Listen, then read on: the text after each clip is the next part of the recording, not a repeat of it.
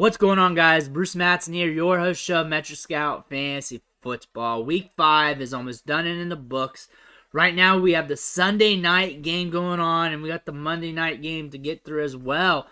But we need to have a hard discussion about Najee Harris, maybe the entire Steelers offense right now, because things are not looking good.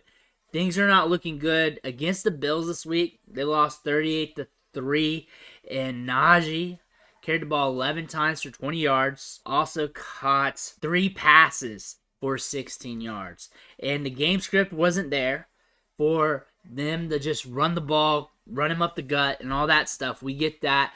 The game script wasn't there for them to just check it down. They had to keep chucking it downfield because the lead was unbearable. Bills had 31 points by halftime, so that's understandable. But the thing is, this team has lost 4 straight games. They're averaging about 15.5 points per game. And it may not be really on Najee. Currently, right now, for the week in fantasy, he's the RB40. That's not counting the Sunday night game. That's not counting the running backs from the Monday night game. So that's going to be even worse.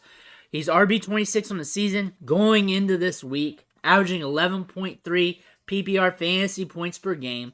Not horrible, but not what you paid for in fantasy. He has one top 12 week, 202 rushing yards, plus what he rushed this week, 2.7 yards after contact per attempt. It's caught 13 balls, 8.5% target share. He has 58 yards after the catch, 5.8 yards after the catch per reception. So those numbers are not good. Remember last year, his usage in the passing game. Remember last year he had that one game where he caught 19 passes. Here he's got 13 on the season, 10 going into this game this week. And it's not looking good. And, I don't put the whole blame on him. I just don't. It's the offense. The wide receivers aren't doing as great in general.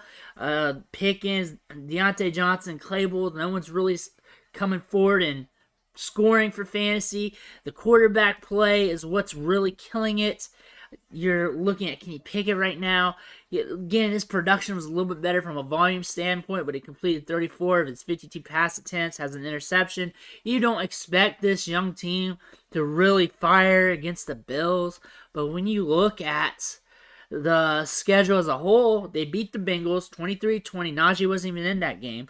You got the Patriots lost. That's not a good game script to run on because the Patriots are stout on against the run. Against Cleveland, they lost that one 29-17. That's not a solid one to run on as well. The Jets, wonky game script. Bills, wonky game script. We got Tampa Bay next week, which isn't favorable for the rushing attack. Miami the week after that, which is going to be weird and crazy. That's also a night game, so it's going to be on prime time. Steelers, Dolphins, people are going to be really excited for that. But we're looking at straight fantasy production. We're looking at straight fantasy value. Things are not looking good, and it's more than just a Harris thing. It's a Steelers thing right now with the offense. You see this with the pace. You see this with their scoring. You see this with their game scripts. Thing about Najee Harris is we need him to score fantasy points. It's not happening. He's hard to trust right now to put in your lineups. You really need him to fall across the end zone for him to have a good week for you. This week wasn't that great, and 11.3 PPR points per game isn't really getting it done for you anyways, and especially when you're counting on him to be a workhorse, to be your RB1.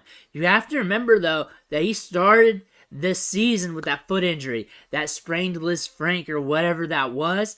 We could see that inhibiting him this season. That could be in effect. Of course, he's not going to come out and say that right now because that'd be an excuse, and I wouldn't expect him to say that. But that could be in the picture right now. That could be in the cards. But overall, either if it is or even if it isn't, RB40 right now for this week, RB26 really isn't cutting it from a fantasy perspective. Looking forward and looking at this team, I could just see them just straight jackknifing his production. It's not getting the targets like we saw last year. The game scripts aren't that great because the Steelers have not been as great.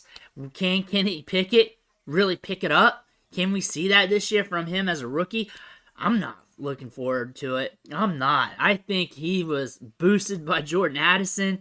Jordan Addison was a great wide receiver at Pitt, now at USC, and I think he was really the stimulus to his great year last year. If it wasn't for Jordan Addison, I don't think Kenny Pickett would have been a first-round pick on the real right here. And I'm not against Najee Harris. I'm just not. I just don't like the production right now. I don't like the situation. Is he a buy or is he a sell? No one's going to come up to you and try and pay full price for him.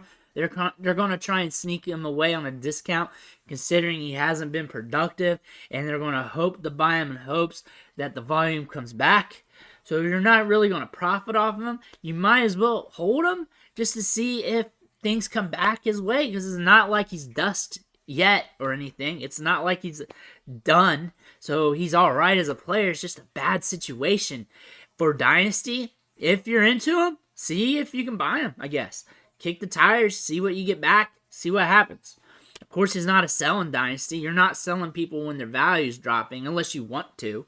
Always kick the tires when there's a change in value. I'm the most boringest guy when it comes to sells and trades and all that stuff in fantasy football, because I'm going to tell you the same thing every time. The guy changed the value, kick the tires, see what comes back at you, then evaluate. I'm going to say that every time. Same thing with Najee Harris. Whether he's a buy, sell, trade for you, kick tires, see what you get back. Redraft or Dynasty. Because it doesn't matter if the offer's not good on the table, and it really matters if the offer's stupendous and you just going to sell them even if you didn't want to because the guy's overpaying. It just really depends on what comes back to you. Everything's subjective when it comes to this. You can't say a guy straight up sell. You can't say a guy straight up buy. But right now, his situation's not good. And it's not good for the rest of the season.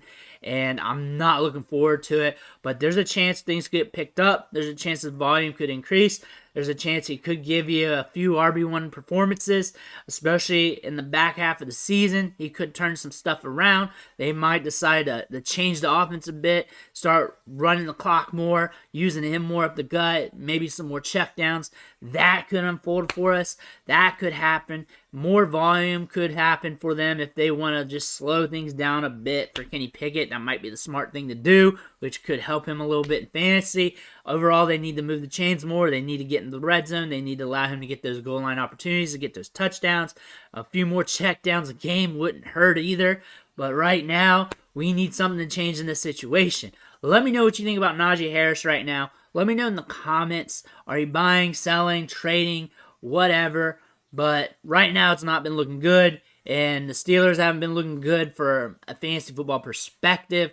Well, they only got one win, so they haven't been looking good, period, from a record standpoint either. So let me know what you think. Drop that in the comments. I want to know your thoughts about that. Make sure you smash that like button on the way out.